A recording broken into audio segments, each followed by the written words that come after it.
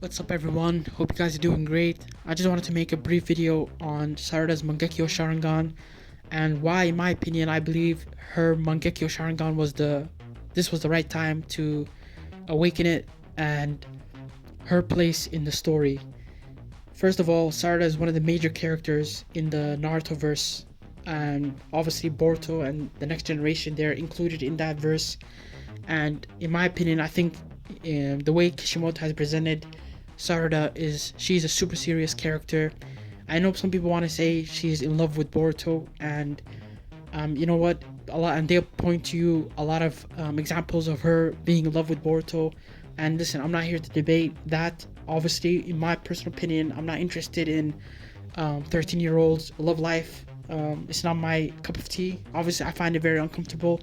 I find it uncomfortable when Ikemoto draws Sarada and the way he draws her in terms of covers. This particular cover for chapter 80 I found very uncomfortable. But anyways, that's not the point of the video. I believe Kishimoto has Sarada as a serious character. Her goals are serious. She wants to be a Hokage. She takes things very seriously. She's the captain of Team 7. She wants to emulate Naruto in every way, shape, or form. Obviously, when I say every way, shape, or form, I don't include Naruto's, how his goofiness, and all the funny side to him. But what I mean is how Naruto strove to be a Hokage, how he's willing to be there for his friends, and this, that, and the third. And Sarada's a lot like that. Chapter 80, as we all know, Boruto was the victim, he was the casualty of Eida's wish, and by extension it was actually Kawaki's wish, but Eida was the vehicle for that wish to be granted. And Sarada and Sumire were unaffected by it because, for whatever reason, now you can say they're in love with Boruto, and that was one of the reasons why she was unaffected, because if you remember a few chapters back, when Eida, Sumire, and Sarada were all sitting together, and Eida was talking about some of the ways her powers work, she mentioned love as one of them, and so you can take that if you want. But in my opinion, I think Sarada was unaffected because obviously she was close friends with Boruto, but also because of the news of Naruto's death, the person that she idolized as a child, the person that she looked at as a father figure rather than her own father, somebody that she idolized, especially the times that they had together. Because as we all know, Sasuke wasn't around for Sarada's upbringing, but Naruto as Hokage, as somebody who's Sakura's best friend, he was around a lot. And not to mention, they had that journey together during Sarada Gaiden, where she tagged along Naruto as Naruto went to go see Sasuke. So I think those two factors of Boruto, being a casualty of Eida's ability, and now the whole world, hating Boruto because he's the one who killed Naruto, and Sarada and Sumire are the only ones besides, the Otsutsukis, your Kawaki and Boruto's, and Eida and Damon, that they know he's innocent. And the fact that Naruto's death, I think, is the reason why she awakened her Mangekyo Sharingan. I know that there are some people who have said that her Mangekyo design is not good, and this, that, and the third, and I think that's wrong 100%. I think her Mangekyo design is fantastic, and it's a classic trope in stories like this. You have the sun and the moon. So, for example, Eida's eyes are related to the moon, and Sarada, who's Eida's counterpart, is the sun. And the reason why I say Eida is her counterpart is because, number one, they're both females. Number two, their goals are counter to each other. For example, Eida's goal is to get closer to Kawaki.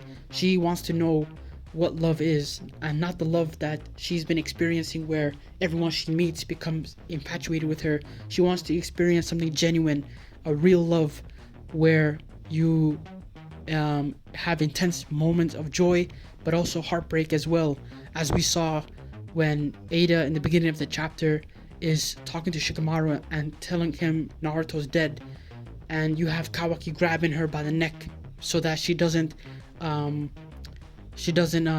she doesn't renege on saying something different, because if she told Shikamaru if she told Shikamaru that he was alive, I'm sure Kawaki was gonna snap her neck.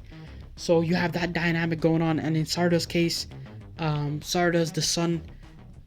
She wants to emulate Naruto and be an example for her village. Not only that, but she has a legacy of being an Uchiha, a tribe that, or a clan that was discriminated, and eventually were exterminated by one of their own. And in the village's eyes, they look at them as somebody. They were a historical tribe, but the only a few of them remain, which is Sasuke and Sarada. So, anyways, the sun symbolizes a ray of hope. After the darkest night leads to the brightest day. I know it's a cliche. A lot of stories use it, whether it's in comics, DC, Marvel. In Dragon Ball, you had the Yin and Yang with Vegeta and Goku. In Naruto, you had the Yin and Yang as well with Sasuke and Naruto. And Eida and Sarada are no different. And I think her Mangekyo is going to play a role in countering Eida in some sort of way. Somebody will point out that how is Sarada's Mangekyo going to have an effect when this is an Otsutsuki ability, and Otsutsuki's are head and shoulders above Sharingan related abilities, or even Renegans. And I agree to an extent, but I believe because the story is still fresh, it's still new, as time goes on, we're going to get examples, or Kishimoto's going to introduce side effects of what these abilities are, because at the moment, Eida, Damon, Kawaki's abilities are super OP. And if just to kind of provide an example, look at a guy like Kawaki. Kawaki has been shown so far to be able to spam all of Ishiki's abilities. Not on top of that, use his scientific body to like it's nothing. The only time we've seen Kawaki show signs of running out of energy or running low on chakra is when he uses Ishiki's ability to shrink himself. That's the only time we've seen his ability show signs of weakness. But other than that, we've seen him be super strong. And I think we're going to see, as time goes on, we're going to see signs of his ability become a lot weaker, or signs that there's a chink in the armor. Just before I end the video, I just wanted to say Sarada is Eida's counterpart. You have the sun and moon element going on, and I know that on a side note, someone will mention, well, Boruto has the moon element as well with the Jogan, and hey, that element can work as well, because it still doesn't take away Sarada's role, and Sarada being Eida's counterpart, and that this Mangekyo is going to give her the ability to go toe-to-toe with these characters in the future, because the Otsutsuki are definitely the major villains in this story. Now that we know that they have the power to rewrite people's memories, they're going to be the villains. They're going to be the ones that they're going to take down in the future, and we might get to see, Shibai. We might get to see, the Otsutsuki King and etc. Even Tonari might be reintroduced into the story. So that's my 2 cents on why Sarada's Mangekyo Sharingan was the right time for the story at this moment in time.